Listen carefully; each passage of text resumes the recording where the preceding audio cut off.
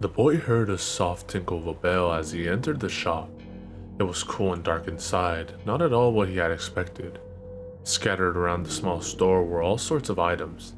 Everything from teddy bears to cuckoo clocks could be seen, each item set carefully upon neat wooden shelves or displayed within a glass case against one wall. A faint musty smell like old clothing tinged the air. Something about the shop was unsettling, even frightening. Perhaps it was the dark or the smell, but it seemed to Toby that this was a dark place, maybe even a dangerous one. As far as he could see, he was alone in the store. "Hello?" he called out tentatively. "Is anybody in here?" Only dark, musty silence greeted him. He began to turn towards the door, thankful for an excuse to leave, when a voice spoke behind him. "Leaving so soon?" it asked. Toby spun around to see a tall, thin man leaning lazily against one of the glass display cases. Toby stared at the man, sure he had not been there before. He let out a soft chuckle, then took a few strides towards Toby. Toby drew back unconsciously as the man drew nearer. "Now, my dear boy," he said, sounding hurt, "there's no need to be frightened. I don't bite." The store owner was quite a sight. He resembled a human toothpick dressed in a tux of purple velvet. A red bow tied around his collar, a tall silk top hat, the same color as his tuxedo, was perched atop his head.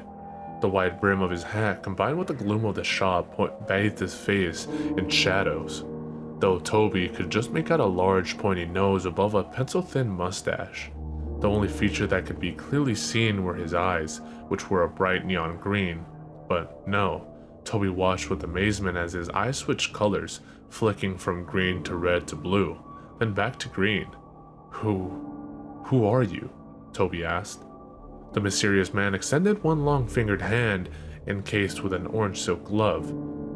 "Allow me to introduce myself," he said. His voice reminded Toby the kind of sleazy used car salesman that always shows up in the movies. "Walter Whimsy," he announced. "Purveyor of rare and desirable artifacts at affordable prices." Despite the man's cheesy exterior, Toby found that there was something eminently likable about the shop owner. He took the hand, shook it, realizing quickly there was something unpleasant about touching the man. His skin experienced a slight tingle when he touched the hand, like one of those prank sticks of gum that shock whoever pulls it. "Pleased to meet you, Mr. Whimsy," he said, rubbing his hand against his pant leg and using the polite voice he always used when his father had people from work over for dinner. "I'm Toby," Whimsy said, and jaw dropped. "Toby Daly, I believe. But how did you know?" The boy was flabbergasted. "I have a knack for guessing names," he replied, and winked at Toby. "So," he said, his manner becoming more businesslike, "what brings you to my humble shop?" "Well," the boy said, the truth was, he didn't really know. He had simply been passing by the shop when he had felt the urge to enter the strange building. Whimsy gave a soft, not quite sinister laugh. "Yes," he said quietly, "my shop does have that effect on some people." "What is this place anyway?"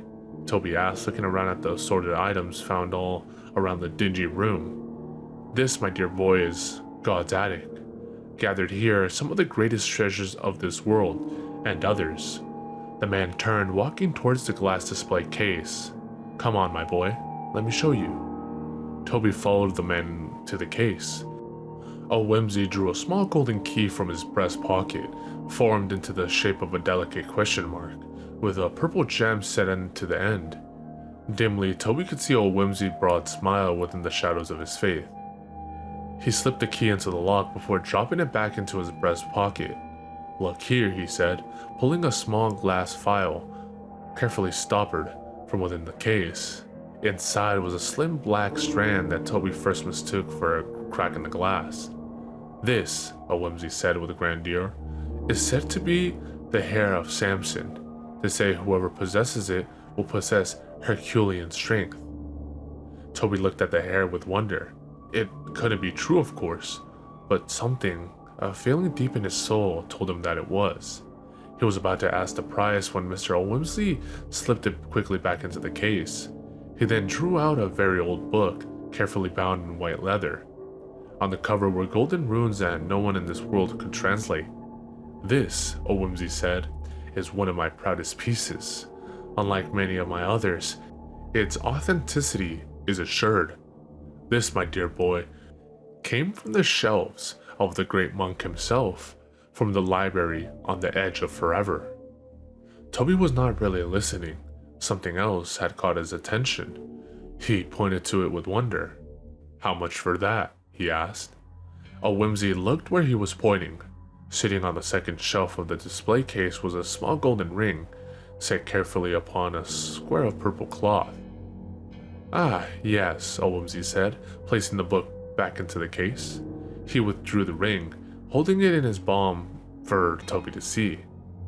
"This, Toby, is said to date back to the 11th Egyptian dynasty, a possession of King Mentuhotep himself. I was told from the man who gave it to me.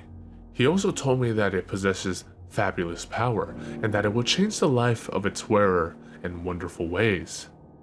As with Samson's hair, Toby knew it could not be true, but found himself believing it anyways. "What ways?" he asked, eyeing the ring and thinking of the chain that clinked metallically in his pocket. "That I cannot say," Whimsy admitted. "I myself have never tried it on, for fear that, in reality, it is but an ordinary ring, void of any power. An old man afraid to have his hopes and dreams dashed, I suppose. Silly, really." "Could I?" Toby began, and his voice sounded distant and far away. All of his focus was upon the ring in Whimsy's palm. "Could I try it on?" "Of course," the man said. His grin broadened, and his eyes began to sparkle with an otherworldly light. Toby took the ring from Whimsy's outstretched hand, careful not to touch the man's palm. The metal felt cool against his skin, and he felt a shudder of pleasure as he touched it.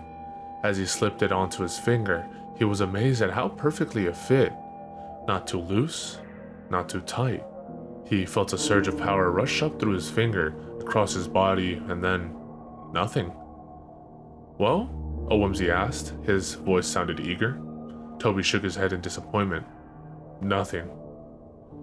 When Whimsy spoke, he sounded let down. "Well," he said, "these things do happen."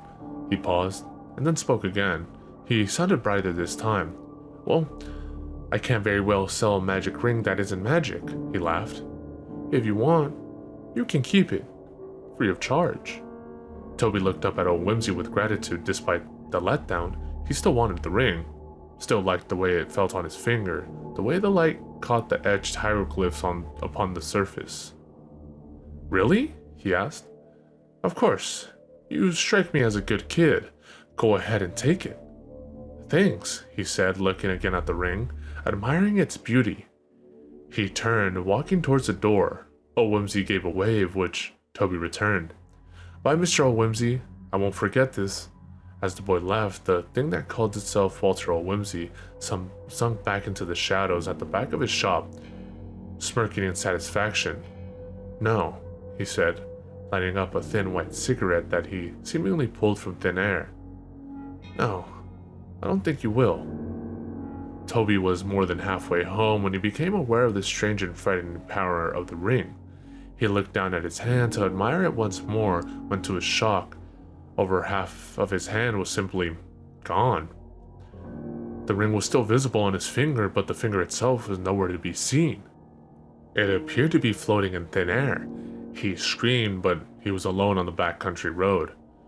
He tried to pull the ring off from his finger, but his fingers went right through where his hand should have been. He grabbed the ring, but he was unable to move it. He screamed again in terror as the invincibility began to spread, creeping up the back of his hand, to his wrist, up his forearm. He could no longer feel the limb at all, and he realized with horror that he was not only turning invisible, his body was actually disappearing. He tugged and tugged at the ring, but it wouldn't budge. It simply hung, suspended in the place where his hand should have been. He began to panic. This couldn't be happening. This couldn't be real. The image of the shop owner flashed through his frightened and confused mind, and Whimsy suddenly seemed less like a friendly, eccentric old man and more like Satan himself. Toby shirked his backpack, tore off his shirt. His arm was completely gone, and his chest was beginning to dissolve as well.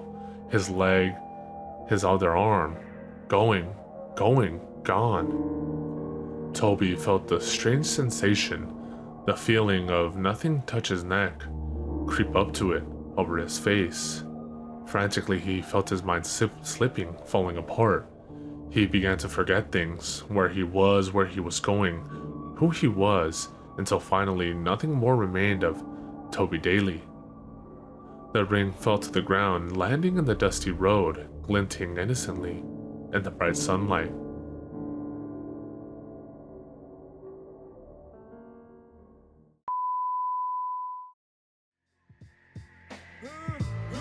Big up to all my peoples. I done dug into my bag of tricks, came up with some different skits. Not your average mafia, I be on some different shit. You know I'm pimping shit that make you use your mind. So if you can fill in the blanks, do it when it's time. Come on. 1, 2, 3, 4, 5, 6, 7. Feel like I'm in hell, but I wish I wasn't. Yeah, you got it, now knock it. While I rock it, I stick plugs in the socket and money in my... Yo, I get psychotic when you try to diss my staff. No props for your block, so you could just kiss my...